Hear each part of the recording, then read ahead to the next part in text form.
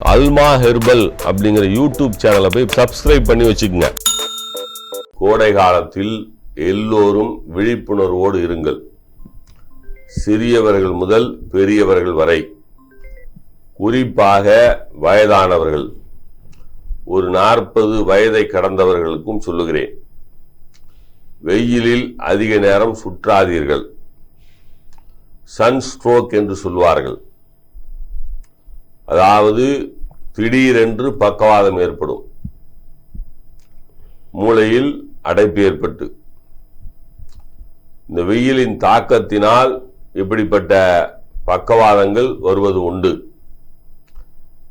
ஏற்கனவே இதய நோயால் பாதிக்கப்பட்டவர்கள், அதிக சர்க்கரை நோய் உள்ளவர்கள், அதிலும் குறிப்பாக இன்சுலின் உள்ளவர்கள், இன்சுலின் போட்டுக் கொண்டிருப்பவர்கள்,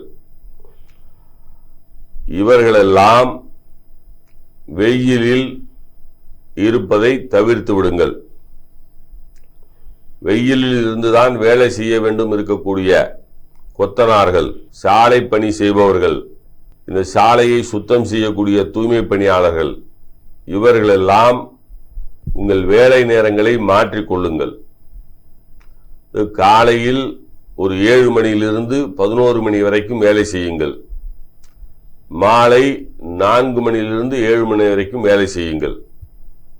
அப்படி உங்கள் வேலைகளை மாற்றி அமைத்துக் கொள்ளுங்கள். அதே சமயத்தில் உணவுகளில் கருவாடை தவிர்த்து விடுங்கள். கோழிக்கறியை அவசியம் தவிர்த்து விடுங்கள்.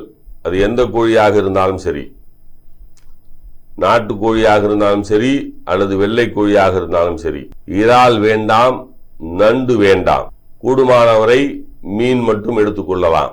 மோர் குடியுங்கள். உணவு அருந்திய பிறகு 1 மணி நேரம் கழித்து இளநீர் குடியுங்கள்.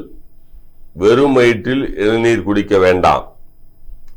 பழைய சோறு சாப்பிடுங்கள். இரவு சோறில் தண்ணீரை ஊற்றி அதில் கொஞ்சம் சிறிய வெங்காயத்தை அரிந்து போட்டு மோர் ஊற்றி வைத்துவிட்டு காலையில் அந்த பழைய சோறை சாப்பிடுங்கள். அந்த நாள் முழுக்க உங்க உடல் புத்துணர்வுடன் இருக்கும். பழங்களில் தர்பூசணி பழம் இப்பொழுது கிடைக்கும், அதை வாங்கி சாப்பிடுங்கள். முலாம்பழம், கிர்னி பழம் மிக நல்லது. அதே போல வெள்ளரிக்காயை சாப்பிடுங்கள். சீத்தாப்பழம் இந்த காலத்திற்கு ஏற்றது. சளி உள்ளவர்கள் குளிர்ச்சி தன்மை உள்ள சீத்தாப்பழத்தையோ அல்லது ஆரஞ்சு, சாத்துக்குடி போன்றவற்றை சாப்பிட வேண்டாம். மற்றவர்கள் சாப்பிடுங்கள். கடுமையாக வெயில் அடிக்கிறது, அதனால் கூல்ட்ரிங்க்ஸ் குடித்தால் நல்லது என்று நினைத்தால் அதைவிட முட்டாள்தனம் எதுவுமே இல்லை. இந்த கடுமையான வார்த்தையை நான் பயன்படுத்துவதற்கு மன்னிக்கவும்.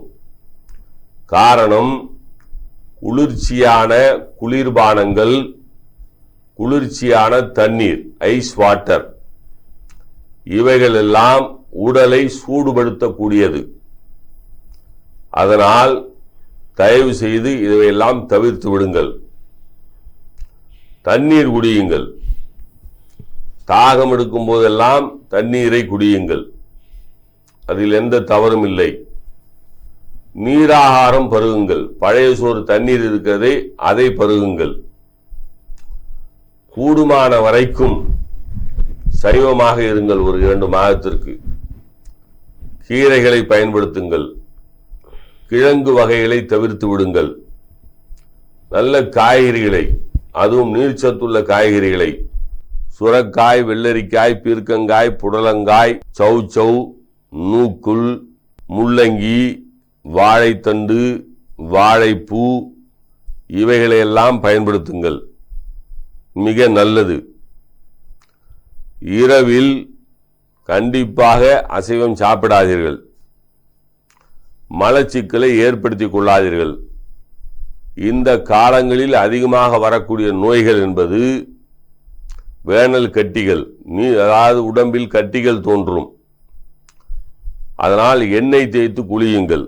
புதன்கிழமையும் சனிக்கிழமையும் ஆண்களும், செவ்வாய்க்கிழமையும் வெள்ளிக்கிழமையும் பெண்களும் உச்சந்தலையிலிருந்து உள்ளங்கால் வரை எண்ணெய்களை தேய்த்து அரை மணி நேரம் உடம்பில் ஊறிய பிறகு லேசான வெதுவெதுப்பான வெந்நீரில் சேக்காய் போட்டு குளியுங்கள்.